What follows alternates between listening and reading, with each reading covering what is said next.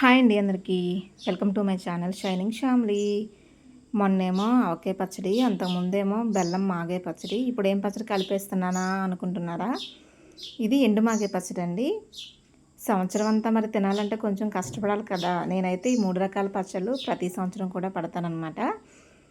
ఆవకాయ మాగాయ పచ్చడి, బెల్లం మాగాయ పచ్చడి ఆల్రెడీ నేను పట్టేసాను. మన ఛానల్లో వీడియోస్ ఉన్నాయి. ఆ వీడియోస్ లింక్స్ కావాలంటే ఈ వీడియో కింద డిస్క్రిప్షన్లో ఆ 2 పచ్చళ్ళ లింకులు ఇస్తానండి. ఎవరికైనా ఇంట్రెస్ట్ ఉంటే ఒకసారి చెక్ చేసేయండి. సో ఈరోజు నేను ఈ మాగాయ పచ్చడి నా స్టైల్లో ఎలా కలుపుతున్నానో ఒకసారి చూసేద్దాం. వీడియోలోకి అయితే వచ్చేయండి. ఇంకొక చిన్న విషయం అండి, మీరు ఎవరైనా నా ఛానల్ చూడడం ఇదే మొదటిసారి అయితే నా ఛానల్ని సబ్స్క్రైబ్ చేసుకుని బెల్ సింబల్ని క్లిక్ చేయడం ద్వారా నేను పెట్టిన వీడియోస్ అన్నీ మీకు నోటిఫికేషన్ కింద వస్తాయి. సో ప్లీజ్ సబ్స్క్రైబ్ చేసుకోండి. ఇంకా వీడియోలోకి అయితే వెళ్ళిపోదామా. మాగాయ పచ్చడికి ఏ మామిడికైనా తీసుకోవచ్చండి. కాకపోతే కాయ పుల్లగా ఉండాలి. మాగాయ పచ్చడికి పుల్లగా ఉన్న కాయలు అయితే బాగుంటాయి అన్నమాట. నేను ఇక్కడ పెద్ద రసాలు తీసుకున్నాను, బాగా పుల్లగా ఉంటాయని.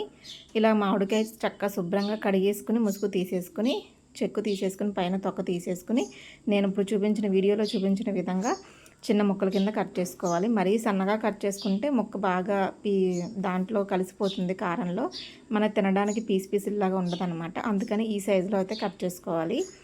ఇక్కడ నేను మీకు కొలత చెప్తున్నాను, ఒకసారి జాగ్రత్తగా చూడండి. పెరుగు బకెట్ ఉంది కదా, 10 లీటర్ల పెరుగు బకెట్తో అయితే చెప్తున్నాను. సంవత్సరం అంతా నిల్వ ఉండాలి కాబట్టి నేను ఈ మోతాదులో తీసుకుంటున్నాను. కేజీ 2 కేజీలు లెక్కన కాకుండా. ఈ బకెట్లు అయితే అందరి ఇళ్ళల్లో ఉంటాయి కదండి, అందుకే ఈ కొలత చెప్తున్నాను మీకు. ఇలా బకెట్ ముక్కలు అయితే దీంట్లోకి 2 డబ్బాలు ఉప్పు అయితే వేసుకోవాలి ఊరబెట్టడానికి. ఇక్కడ నాకు ఒక బకెట్ అయ్యి ఇంకొక సగం కూడా అయినాయి ముక్కలు. ఇప్పుడు దీనికి సరిపడగా ఉప్పు, కారం, ఆవపిండి అవన్నీ ఎంత పడతాయో నేను ఈ వీడియోలో మీకు చూపిస్తాను, వచ్చేయండి. దీంట్లో ఇప్పుడు బకెట్కి 2 డబ్బాలు ఉప్పు అని చెప్పాను కదా, బకెట్న్నర అయినాయి కదా, 3 డబ్బాలు ఉప్పు అయితే వేసుకోవాలి. ఈ ముక్కల్లోకి 3 డబ్బాలు ఉప్పు, కొద్దిగా పసుపు వేసుకుని ముక్కలన్నీ బాగా కలుపుకోవాలి. బాగా పసుపు ఉప్పు కలిసిన తర్వాత దాన్ని అలాగా మొత్తం సదిరేసుకుని మూత పెట్టి 3వ రోజు తీసి మళ్ళీ కలుపుకోవాలన్నమాట. ఉప్పు కొద్దిగా మీరు తగ్గించుకున్నా పర్లేదు, సరిపోద్ది అనుకుంటే మాత్రం మామిడికాయలు ఎక్కువ పుల్లగా ఉంటే 3 డబ్బాలు వేసేయండి. ఎందుకంటే మాగాయ పచ్చళ్ళలో మనం మళ్ళీ ఉప్పు కలపాల్సిన అవసరం ఉండదు, ఈ వేసిన ఉప్పే సరిపోతుంది. కారమును ఆవపిండి అవే కలుపుకోవాలి 3వ రోజు వచ్చేసరికి. అందుకని ఇక్కడ నేను 3 డబ్బాలు వేసేసాను. వేసేసి కొద్దిగా పసుపు కూడా వేసి కలుపుకుంటున్నాను ఇందులో.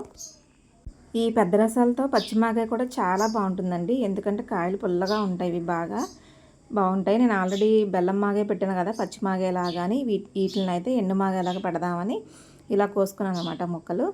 ఎండు మాగాయ అంటే బాగా ఎండబెట్టాల్సిన అవసరం లేదండి, వీటిని ఒక్కరోజు ఎండబెడితే సరిపోతుంది ఇప్పుడున్న ఎండలకి. లేదు బాగా ఎండిపోయినట్టు ఉండాలి ముక్కలు అనుకుంటే మీరు 2-3 రోజులు ఎండబెట్టుకుంటే బాగా ఎండుతాయి అన్నమాట. అవి ఎందుకంటే బాగా ఎండిపోతే పొలల్లాగా ఉంటాయి, ఈ నూనెలో కారంలో పట్టినట్టు ఉండదు, ఎక్కువ ఉప్పదనమే ఉంటుందని నేనైతే ఒకరోజు ఎండబెడతాను.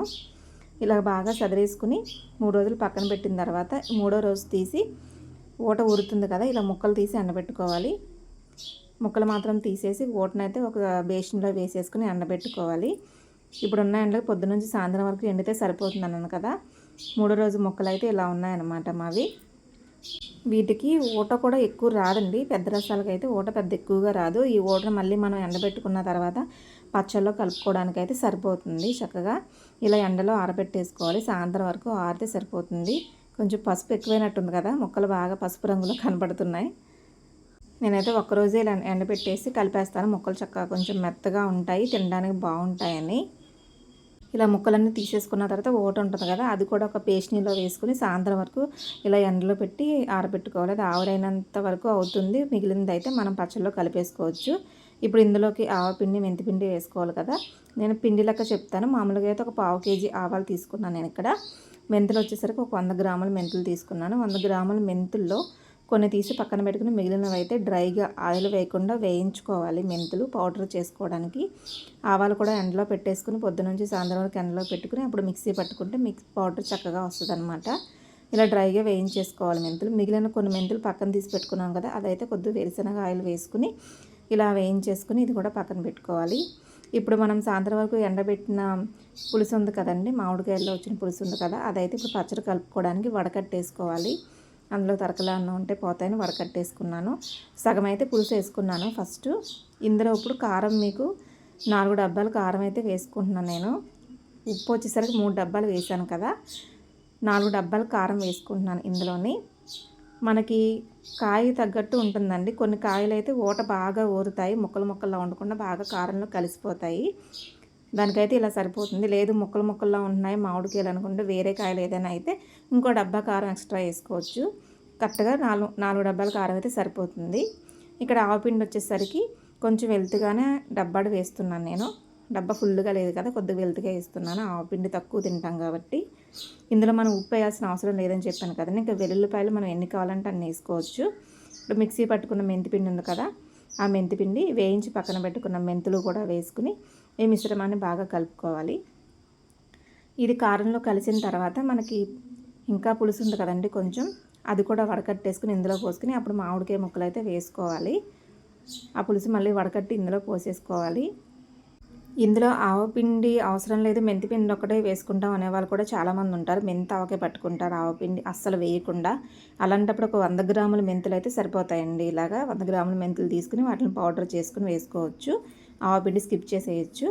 ఇలాగ పులుసు కూడా వేసి ఆ పులుసు కూడా వేసి అందులో కలుపుకున్న తర్వాత మనం సాయంత్రం వరకు ఎండబెట్టుకున్న మామిడికాయ ముక్కలు ఉన్నాయి కదా, వాటిని వేసుకుంటూ కలుపుకోవాలి ఇదంతా. ఇందులో ఇప్పుడు మనం ఆయిల్ వేయట్లేదండి. 3వ రోజు కలిపేటప్పుడు అయితే ఆయిల్ వేసుకోవచ్చు. ఇలా మామిడికాయ ముక్కలన్నీ కారంలో వేసి కారం అంతా బాగా పట్టేలాగా మొత్తం అంతా కలుపుకోవాలి. ఇది బాగా కలిపేసుకుని ఒక డబ్బాలో పెట్టేసుకోవాలి. డబ్బాలో కొద్దిగా కింద ఆయిల్ వేసుకుని పెట్టుకోవాలన్నమాట. మేమైతే కొద్దిగా ఆవపిండి మెంతిపిండి 2 వేస్తామని 2 వేసాను. మెంతావకే పెట్టుకునే వాళ్ళు ఇందాక నేను చెప్పినట్టు 100 గ్రాముల మెంతులు అయితే వేసుకుని మెంతి పొడి వేసుకుని పెట్టుకోవచ్చు అనమాట. ఆవపిండి అవసరం లేదనుకున్న వాళ్ళు. ఇప్పుడు ఇది బాగా మొత్తం కలిసిపోయిందండి పచ్చడి. ఇంకా దీన్ని డబ్బాలో పెట్టేసుకుని 3వ రోజు మళ్ళీ కలుపుకోవాలి తీసుకుని. 3వ రోజు కలిపేటప్పుడు ఆయిల్ ఎక్కువ పడుతుందన్నమాట. ఇప్పుడు డబ్బాలో పెట్టుకోవడానికి అడుగున కొద్దిగా ఆయిల్ వేసుకుని పెట్టుకుని పైన కూడా కొద్దిగా ఆయిల్ వేసుకోవాలి. మొత్తం పచ్చడి అంతా సదిరేసుకున్న తర్వాత మా ఏరియాలో అయితే మాగే పచ్చడి ఎక్కువ శాతం ఇలాగే పెడతారండి, ఈ పద్ధతిలోనే పెడతారు. మీ ఏరియాలో ఎలా పెడతారో ఒకసారి కామెంట్ సెక్షన్లో నాకైతే కామెంట్ చేసేయండి. పెరుగు బకెట్తో నేను కొలత చెప్పాను కదా, పెరుగు బకెట్తో కొలిచిన ముక్కలు ఎండిన తర్వాత ఈ డబ్బాలోకి అయితే వచ్చాయన్నమాట. డబ్బాకు ఇంకా పూర్తిగా నిండలేదు, ఈ డబ్బాతో వచ్చాయి 5 కేజీల డబ్బాకి. ఇలా పైన కూడా కొద్దిగా ఆయిల్ వేసేసుకుని డబ్బా మూత పెట్టేసుకుని 3వ రోజు కలుపుకోవాలి. 3 రోజులు పక్కన పెట్టేసుకుని ఇక 3వ రోజు చూసారా ఊరేసరికి ఇంకా చక్కగా మెత్తగా అయిందనమాట పచ్చడి. ముక్కలు కూడా ఇంకా మెత్తబడ్డాయి కొద్దిగా. ఇప్పుడు దీంట్లో ఆయిల్ వేసుకుంటూ కలుపుకోవాలి. మాగే పచ్చడికి కొంచెం ఆయిల్ ఎక్కువే పడుతుందండి ఊరగాయ కన్నా. చాలామంది ఇందులో మామిడికాయ టెంకలు కూడా వేస్తూ ఉంటారు. టెంకలు వేస్తే ఏమవుతుందంటే ఇంకా ఎక్కువ ఆయిల్ పీల్చేసుకుంటాయి టెంకలు అనేది. మేము ఒకసారి వేసాం ఇదివరకు ఒక 2 సంవత్సరాలు. ఆయిల్ బాగా ఎక్కువ పీల్చేసుకుంటుందని ఇంకా టెంకలు వేయడం మానేసాం అనమాట. మామూలుగా ఇంకా ఆయిల్ వేసేసుకుని ఇది పచ్చడి బాగా కలిపేసుకుని అప్పుడు డబ్బాలో పెట్టేసుకోవాలి. చాలామంది ఇలా కలుపుకున్న తర్వాత మళ్ళీ మాగే పచ్చడిని తాలింపు కూడా పెట్టుకుంటారు. మనం ఇక్కడ సంవత్సరం నిలబెట్టుకుంటాం కాబట్టి తాలింపు పెట్టాల్సిన అవసరం లేదు. ఉప్పులో ఊరేసాం కాబట్టి నిలువ ఉంటుంది. కావాలంటే కొద్దిగా విడిగా తీసుకున్నప్పుడు తాలింపు పెట్టుకోవాలి. ఇప్పుడు నాకు ఉప్పు కూడా సరిపోయింది. ఇందులో వచ్చేసరికి ఉప్పు ముక్కకి కారానికి కూడా బాగా పట్టిందనమాట, బాగా సరిపోయింది. ఇదండి మాగే పచ్చడి. నా స్టైల్లో మేమైతే ఇలా పెట్టుకుంటాము. మీరైతే ఎలా పెడతారో ఒకసారి కామెంట్ సెక్షన్లో కామెంట్ చేయండి. అలాగే నేను పట్టిన ఈ పచ్చడి మీకు ఎలా నచ్చిందో అది కూడా ఒకసారి చెప్పేయండి. నేనైతే ఇలా గాజు సీసాల్లో పెడతాను పచ్చడి అని చెప్పాను కదా, ఇలా సీసాలో పెట్టేసి మొత్తం అంతా సదిరేసుకుని పైన కూడా కొద్దిగా ఆయిల్ వేసేసుకుని మూత పెట్టి చక్కగా స్టోర్ చేసేసుకోవడమే. దీన్ని ఫ్రిడ్జ్లో పెట్టాల్సిన అవసరం లేదు. సీసాల్లో పెట్టుకుంటే చక్కగా బయటే చీపురు గట్ట తగలకుండా పైన పెట్టేసుకుంటే సరిపోతుంది. స్మెల్ అయితే సూపర్ వచ్చేస్తుంది అరోమా మాగే పచ్చడి. నేను ఈ సంవత్సరం పట్టిన పచ్చళ్ళన్నీ కూడా మాగే పచ్చడి, ఊరగాయ పచ్చడి, అలాగే బెల్లం మాగే పచ్చడి, మూడు రకాల పచ్చళ్ళు అయితే పట్టాను. మిగిలిన పచ్చళ్ళ రెసిపీస్ వీడియోస్ కూడా నేను ఈ వీడియో కింద డిస్క్రిప్షన్లో ఇస్తాను. ఎవరికైనా కావాలంటే ఒకసారి చెక్ చేసేయండి. సో ఈ వీడియో మీకు నచ్చింది అనుకుంటున్నాను. నచ్చితే లైక్ చేయండి. అలాగే మీ ఫ్రెండ్స్ అండ్ ఫ్యామిలీ మెంబర్స్ అందరికీ షేర్ చేయండి. ఇలాంటి మంచి మంచి వీడియోస్ కోసం నా ఛానల్ని అయితే తప్పకుండా సబ్స్క్రైబ్ చేసుకోండి. Thank you for watching.